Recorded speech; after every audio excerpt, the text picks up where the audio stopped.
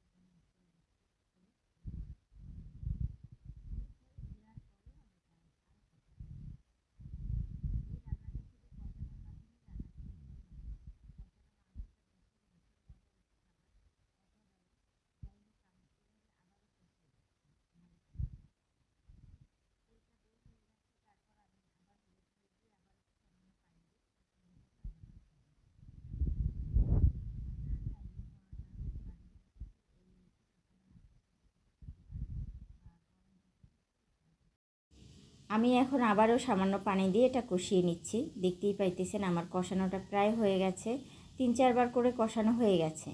এখন যে মাংসগুলো আমি ভেজে রেখেছিলাম, মাংসগুলো সুন্দরভাবে এখানে ঢেলে দিচ্ছি।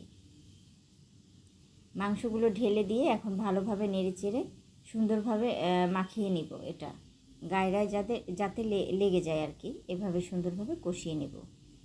এখন আবারও আমি এখানে 2 থেকে 3 মিনিট কষাবো এই মাংসটা এর মধ্যে, মশলার মধ্যে। কারণ আমি মশলাটার ঘ্রাণ একেবারেই নাই, কারণ হচ্ছে মশলাটা আমি ভালোভাবে কষিয়ে নিয়েছি, কাঁচা যে একটা গন্ধ থাকে ওটা নেই।